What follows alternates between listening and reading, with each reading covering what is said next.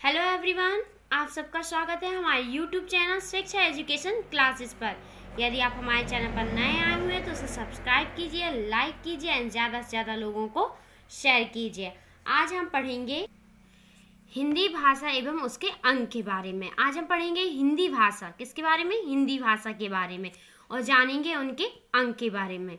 तो चलिए फ्रेंड्स, भाषा एक ऐसा साधन है जिसके माध्यम से मनुष्य अपने विचारों को दूसरे तक पहुंचाता है। भाषा एक ऐसा माध्यम है जो लोग अपनी बातों को, मतलब कहना चाहिए सामने वाले व्यक्ति को बोलकर या फिर लिखकर, किसी भी एक माध्यम से अपने भावों को, अपनी बातों को, अपने चीज़ों को सामने वालों तक पहुंचाना, उसको क्या बोलते हैं? भाषा कहते हैं। तो भाषा एक ऐसा माध्यम है, एक ऐसा माध्यम है जो लोगों को हम अपनी बातों से समझा सकते हैं। भाषा के मुख्य दो रूप होते हैं। कौन कौन से होते हैं? लिखित भाषा और मौखिक भाषा।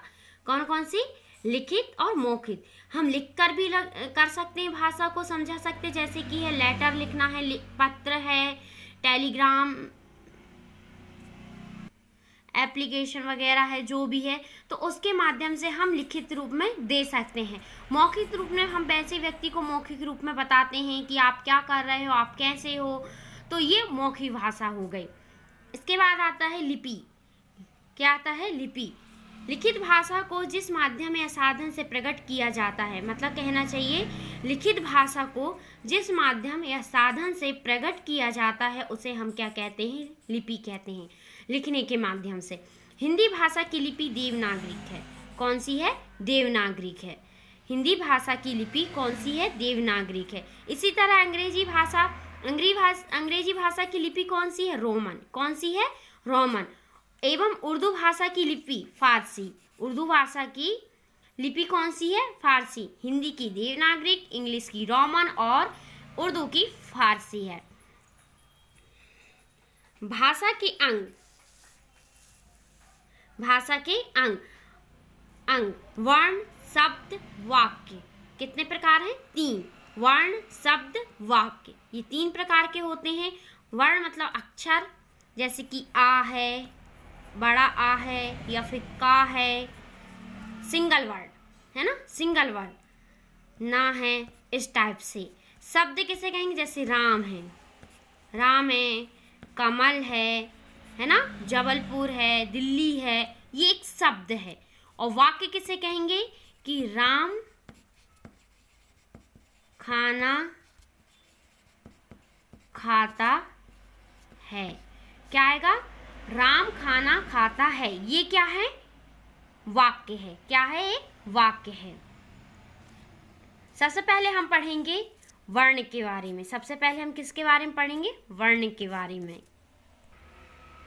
भाषा की सबसे छोटी इकाई वर्ण कहलाती। क्या कहलाती? वर्ण कहलाती। भाषा की सबसे छोटी इकाई वर्ण कहलाती। इसे 2 भागों में विभाजित किया गया है। कितने भागों में? 2 भागों। पहला है स्वर और दूसरा है व्यंजन। पहला है क्या है? स्वर, और दूसरा क्या है? व्यंजन। स्वर जैसे कि आ, बड़ा आ, ई, बड़ी ई, ऊ, बड़ा ऊ, ऋषि, ए, ओ, औ, आहा। इनको हम स्वर बोलते हैं।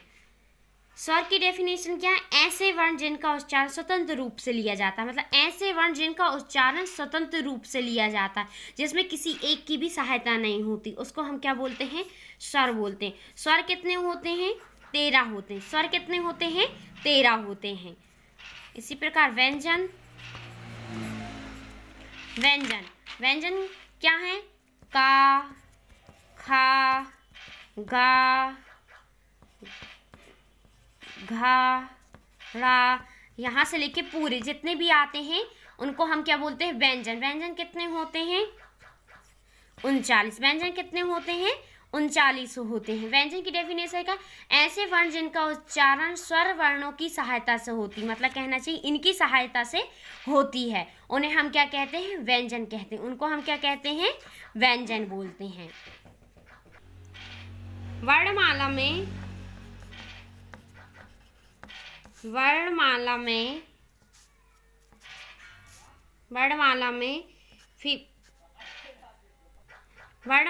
52 मतलब 52 अक्षर होते। कितने होते हैं? 52 अक्षर होते हैं। अब आता है शब्द। अब हमारा क्या आता है? शब्द।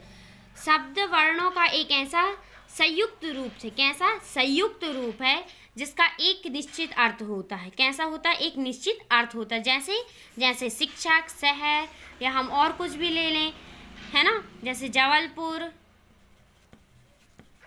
राम, या और भी शब्द जो इसका निश्चित अर्थ निकालता है। सिर्फ जबलपुर मीन्स हम समझ जाते हैं, राम मीन्स शिक्षक मीन्स शहर मीन्स। तो शब्द वर्णों का एक ऐसा संयुक्त रूप है जिसका अर्थ एक निश्चित होता है, एक निश्चित अर्थ में निकलता है। हिंदी भाषा में शब्दों को विभिन्न भागों में विभक्त किया गया है। जैसे पहला है प्रयोग के आधार पर, अर्थ के आधार पर, रचना के आधार पर और उत्पत्ति के आधार पर। तो पहला क्या है? प्रयोग के आधार पर क्या आता है? विकारी, अविकारी। और अर्थ के आधार पर क्या आता है? जैसे कि विलोम हुए, पर्यायवाची हुए,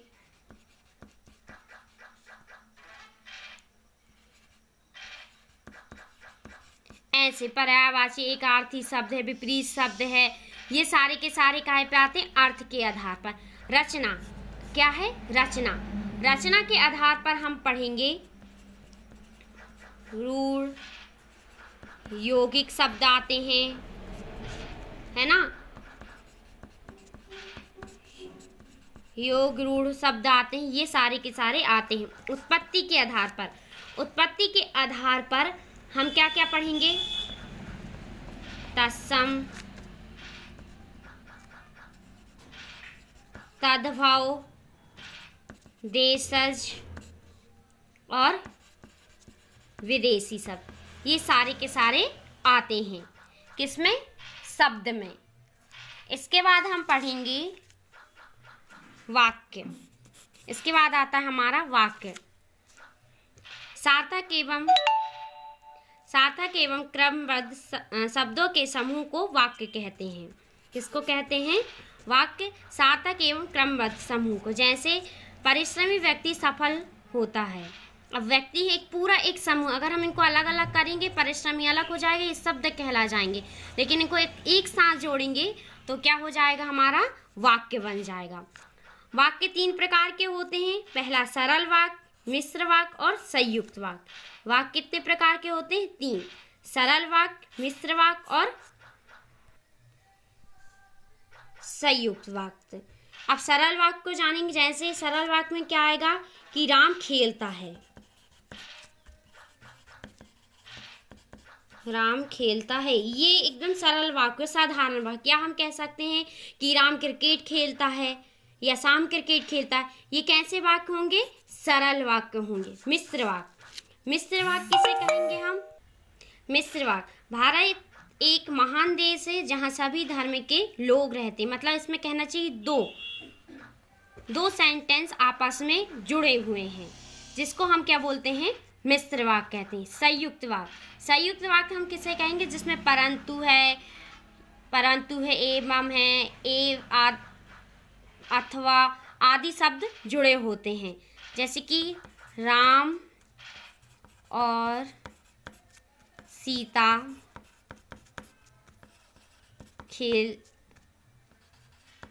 खेलते हैं।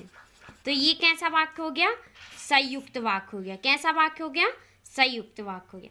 फ्रेंड्स, आपको हमारी वीडियो अच्छी लगी हुई तो इसे लाइक, सब्सक्राइब जरूर करें।